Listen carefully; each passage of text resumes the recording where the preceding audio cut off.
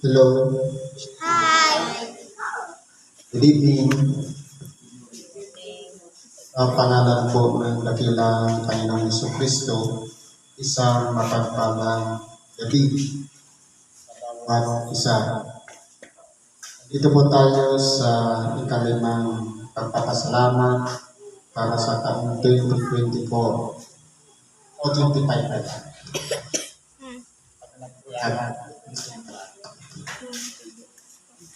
Ngayon, ang aking pong babasahin o bibigyan ng buhay, ito po naayon sa unang sulat ni Apostol Pedro. Sa Kapitulo 4, versikulo 7 hanggang 11. Agamat po ito ay maiksi na, pero kapag hinimay-himay po natin ito, napakalawak po ng kahulugan nito.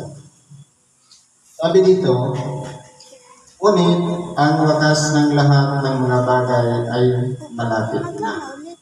Kayo nga'y mga pakainahon at mga puyat sa pananalangin.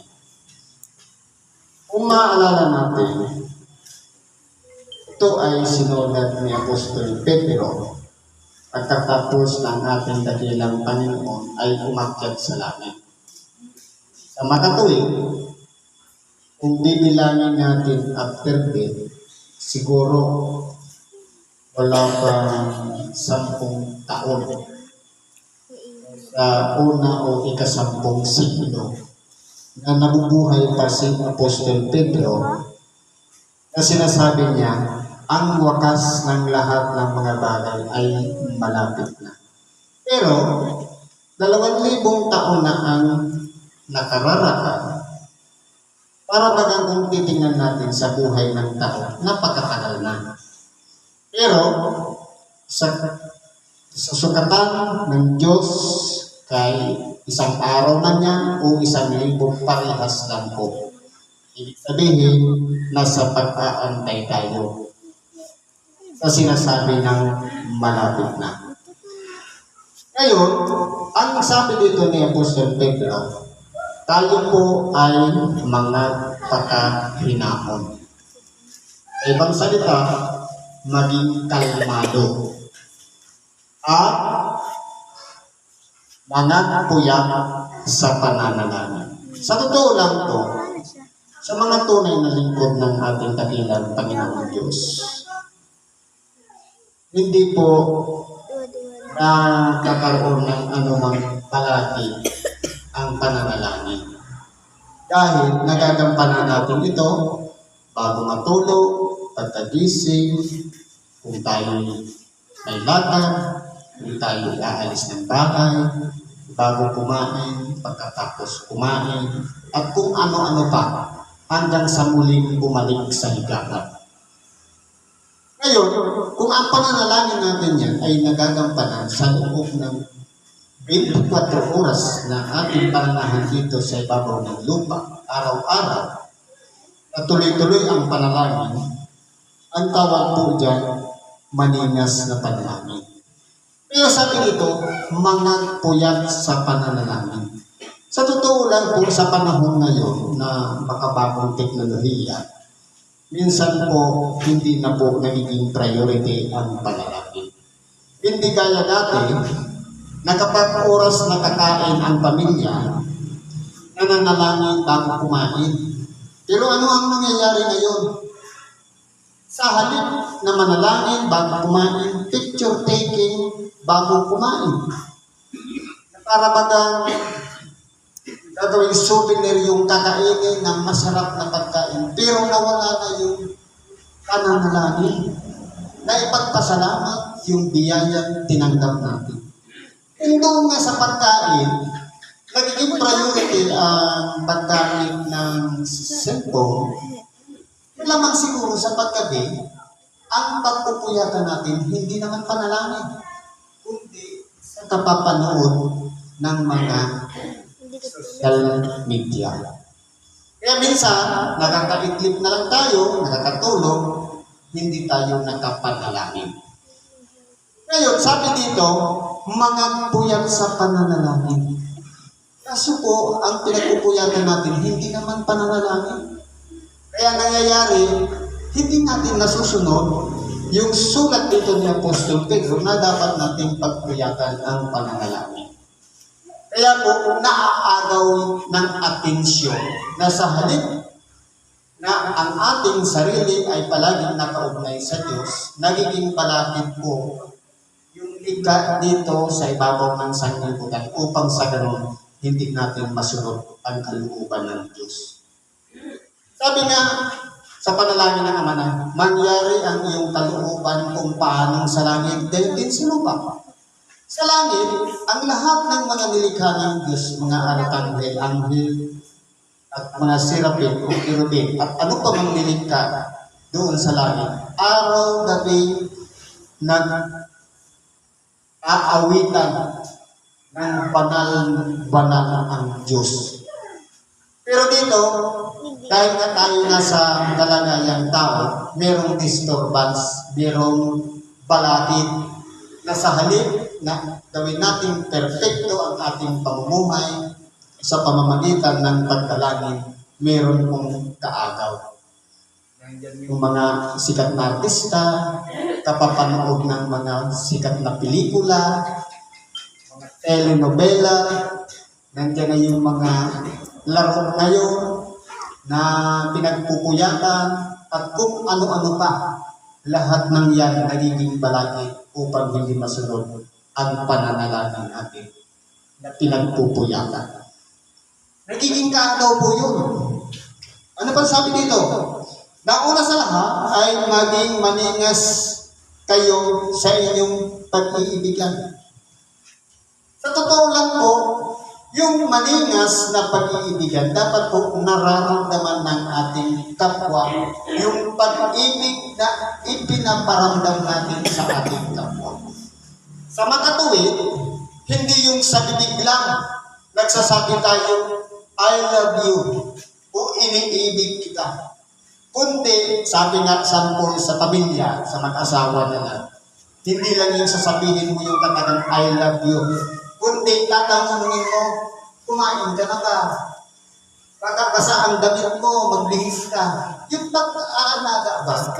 At pinaparamdam natin, sampul po yun ang maningas na pag-iibigan. Ngayon, paano naman natin gagawin sa ating kapwa yung maningas na pag-iibigan?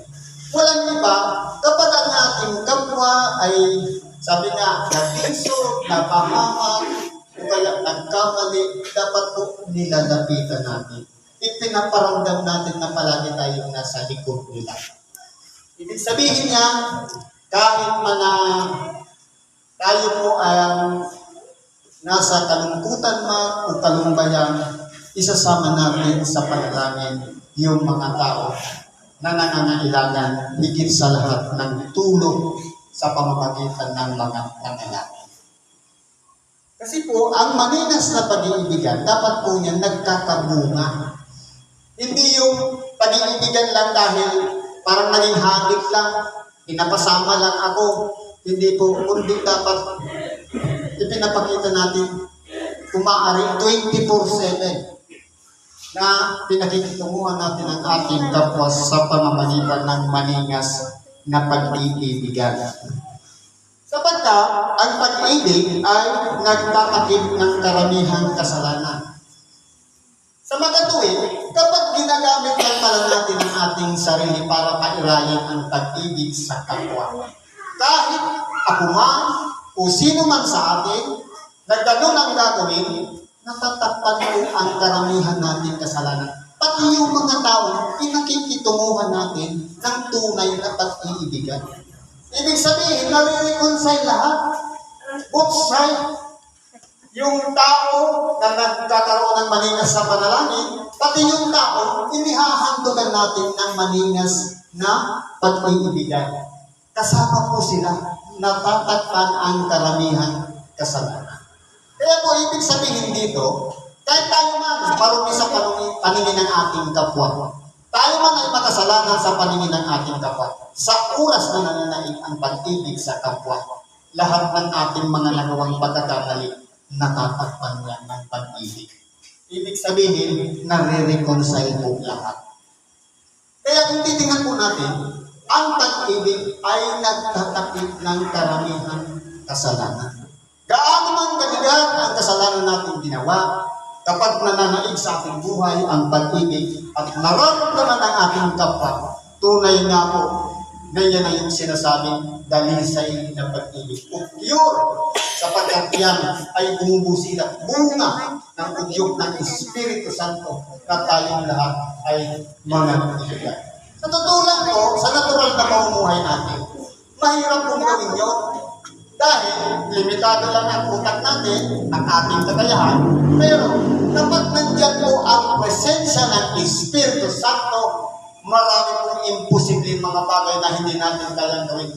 Pero po, nagagawa natin. Dahil po ang kapangyarihan ng Espiritu Santo, siya po ang tumutulong at bumubuhos maging sa ating man at sa ating kapwa nang sa ganun manaig at magningas ang tunay na pag-iibigan natin sa bawat isa.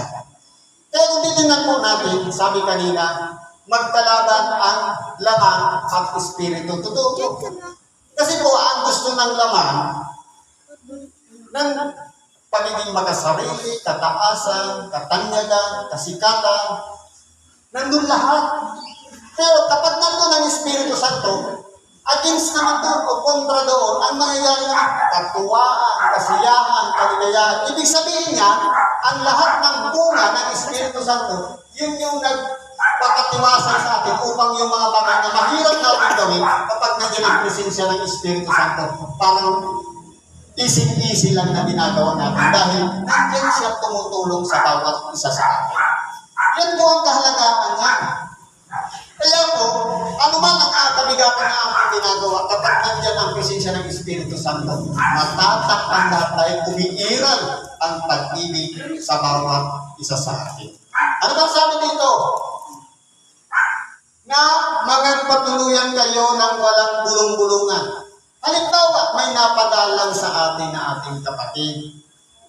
Sumatok sa gate, pagkatapos, sabi nga, pinatuloy natin. Sabi dito, mga patuluyan kayo na walang bulong-bulungan. Kahit sino pa man yung tumatok sa ating tahanan, sa ating bahay, kapag pinatuloy natin, huwag tayong magreklamo, huwag tayong magsabi, papasyal-pasyal tayo dito. Kahit kaaway pa natin yan, kahit kasundo pa natin yan, o kaibigan o hindi natin kakilala, sa oras na yan, tumatok, dapat maging bukas ang ating pintuan na hindi dapat tayo bumubulong, na para maging nagre-reklamo, na kung saan parang hindi welcome yung taong tumating. Kaya sabi natin, mga patuluyan ng walang bulong-bulungan.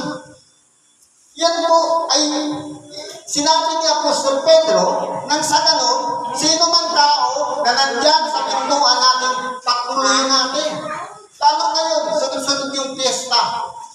Kung natin isipin, wala tayong handa. Kapag yan ay dumating, bisita natin yan.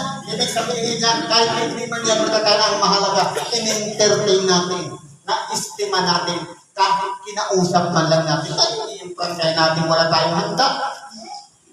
Isa pasahin, ang mahalaga doon, wala tayong salitang lumabas sa ating bibig na nagbulong tayo o kaya nagreklamo na parang tumututong tayo, bakit pa pumunta sa akin? Yan ang ibig sabihin dito. Ano ba? Na ayon sa kaloob na tinanggap ng bawat isa ay ipaglingkod sa inyo rin na gaya ng mabubuting katiwala ng masaganang biyaya ng Diyos.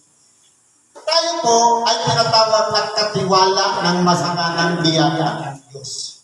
Para ano pa, tawagin tayong Kristiyano kung hindi tayo bukas ang ating palad, bukas ang ating puso, ang ating tahanan sa kapwa mananampalataya.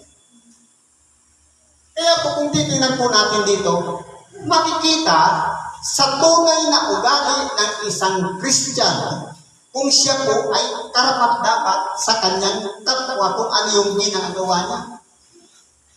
Kaya kung halimbawa, Nagpatuloy nga tayo, pero tamang pakitang tawran para makita ng ating kapitbahay na nagkup-kup tayo ng ating kapwa. Pero pagtalikod, nakalaki yung gastos ko. Hindi na lang nasa na natin pinatuloy. Dahil magre-reklamo rin naman pala tayo. Sa totoo lang po, hindi natin namamalaya. Baka yung pumatok pala isang anghel na nagpunwa rin kapitbahay natin o kilala natin. Ipinatuloy natin. Nandun bumubuhos ang pagpapala ng Diyos sapagkat kahit sino man sa atin hindi nakakaalam ng mga pangyayari. Hindi natin alam ang bukas. Diyos po ang nakakaalam. Kasi po, nahubog tayo ng mga balita na marami isyang pakayang nangyayari, nandun yung nilulooban ng bahay. Kapag ganun lagi ang nasa isipan natin, ganun lang ang mangyayari dahil yun ang sinasampalatayanan natin. Pero ang sinasampalatayanan natin, tayo lingkod ng Diyos, maging bukas ang ating tahanan at hindi tayo nagreklamo kung may pumunta man yan ang anghel ng punuan ng kaibigan natin o kakilala. Ipagpasalamat natin yan sa Diyos. Imagine, isang basong tubig lang mapainom natin ang ating kapwa. Meron na tayong pagpapala tatanggapin. Yun pa kayang kinuptok natin ng hindi lang isang oras, umabot ng 3 araw na nandyan sa ating tahanan. Napakahalaga po yan na nagawa natin sa ating kapwa. Pero titignan po natin dito, ayon sa kaloob ng tinanggap ng bawat isa. Sa totoo lang po, iba-iba ang kaloob ng tinanggap natin. Merong binigyan ng sapat na karunungan, sapat na makapaglingkod, pero dapat pakanasain natin yung mabuting katiwala ng Diyos. Na ang katiwala ng Diyos, hindi mapagpasisa, hindi mapagduda, hindi palabintangin, kundi umiiral ng pag-ibig sa kapwa. Kaso, dahil sa mga balita, nababalitaan natin, parang may takot tayo. Pero kung nananahan sa bahay na yan, ang presensya ng Diyos, hindi tayo mapapahamak. Dahil alam ng Diyos, kilala niyo yung mga pagpasok din sa ating tahanan. Kaya po dito, tinuturuan tayo dito sa pamamagitan ni Apostol Pedro. Sabi nito, na kung ang sino may nagsasalita ay gaya ng sa mga aral ng Diyos. Dapat yung ating pananalita, parang hinubog tayo ng aral ng salita ng Diyos. Na walang iba, kapag may kinakausap tayong tao o kapwa man, o sino mang lumapit sa atin, may karamdaman yan o wala, dapat po maging memora ko sa kanila na dapat ang ipinabahagi natin parang kabisado natin yung aral ng Diyos. Lalong-lalo na doon sa mga taong nasa problema, nasa ilalim ng hindi nila ginusto, na kumbaga parang sumusubok na sila sa kanilang pamumuhay, pero nandiyan tayo. Parang tinuturuan pa rin natin sila, lumawak pa ang kanilang pag-iisip at unawa sapagkat ang pagsubok ay talagang kung nakatagda yan sa ating buhay, sabi nga, buhit ng bala, hindi po natin yan naiiwasan, mangyayari at mangyayari. Dahil nakatagda yan sa buhay natin na dapat natin danasin. Kaya kung titingnan natin dito, sabi nga, nagsasalita ng gaya sa mga aral ng Diyos. Dapat yun po ang bumubukas o lumalabas sa bawat bibig ng bawat isa sa atin. Ano pa? Kung ang sinumay ay nangangasiwa, ay gaya ng may kalakasan ibinibigay ng Diyos. Ano ba yung kalakasan ibinibigay sa atin? Sa loob na lang ng isang di pamilya. Pinagubal siyang mga siwa ng pamilya. Kasi ibinigay sa atin, pinakikita ba ng mga nagiging dahilan para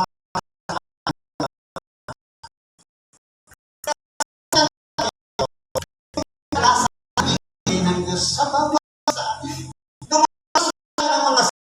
ng mga kakaibang karanasan sa ating buhay, ang mahalaga po doon, mayroong kalakasan na tinatanggap tayo sa Diyos para kayanin lahat ng mga pagsubok o dagok na dumarating sa ating buhay. Hindi tayo pababayaan ng Diyos. Palagi siyang nandiyan. Lamang kung tayo po ay malayo sa Kanya, malayo ulit siya sa atin. Nag-aantay lang naman siyang tawagan. Kung kalakasan natin ang Diyos, ipagkakaloob sa atin ang karunungan upang itaguyod ang Panginoon. Lalong-lalo na pagdating sa iglesia ng Diyos. Sabi nga nito, ay gaya ng sa kalatasang ibinibigay ng Diyos upang ang Diyos ay papurihan sa lahat.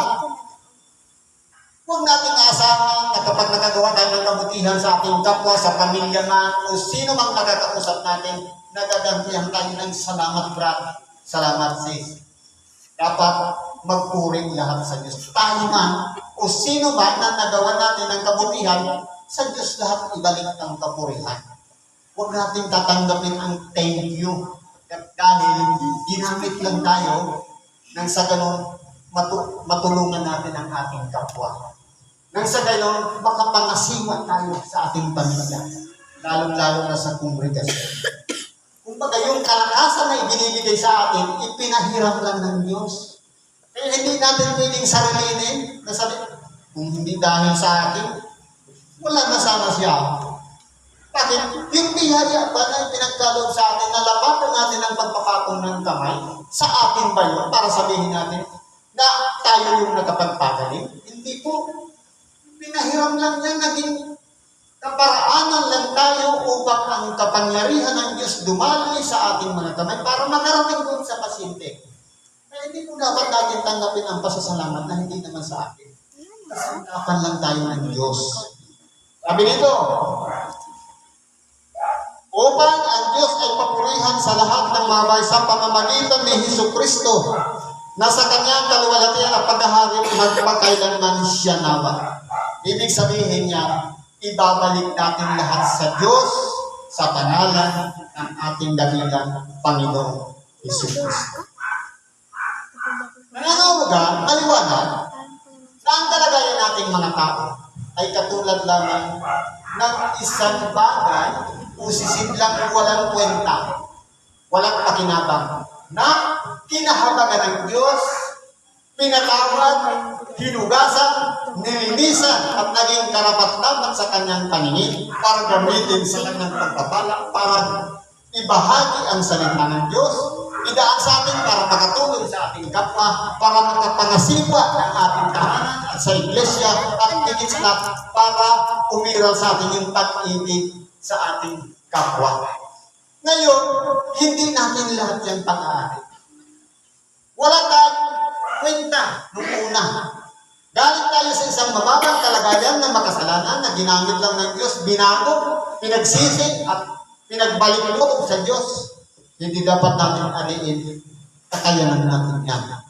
Dahil kung walang haba o awa ang Diyos, na kung saan tayo ngayon ay gumagawa ng kabutihan sa ating kapwa, bunga na lang doon resulta ng pagkatawa sa atin. Sa katatuloy, kaya natin nagagawa mahabag sa ating kapwa, tumulong sa ating kapwa, mangaral ng salita ng Diyos, at higit sa lahat, ipakita yung pag-ibig sa kapwa, resulta na ng buyo ng habag at awa ng Diyos na ipinagtato sa atin.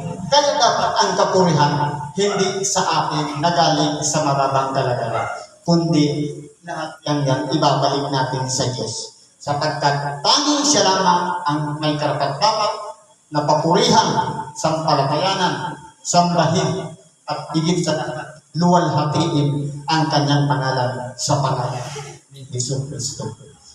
Pagkatapos po, lahat ng mga naging sakripisyo natin, hindi po natin yan matatanggap ngayon. Sa pagbabalik ng ating dakilang Panginoon, sa muling pagkabuhay na muli sa mga patay, nandun na yung reward, nandun na yung pinag-ipunan nating kayamanan sa langit, doon na natin ma-receive. Ibig sabihin, hindi pa ngayon sa pagbabalik pa ng ating dakilang Panginoong Hesukristo. Kaya gawin natin kung ano yung nararapat at kalugod-tugod sa Diyos at kalugod-tugod. Siguro po, hanggang dito na lang ang pakikibahagi ng sa oras ito. Salamat po sa Diyos at anuman ang ating mga kahilingan, ipagkaloob po natin. Pagkating na lang sa Diyos at siya po ang magkakaloob natin sa tamang panahon sa kanyang kapanahonan at kalooban sa ngalan ni Kristo Jesus, isang mapagpalang kami sa bawat isa.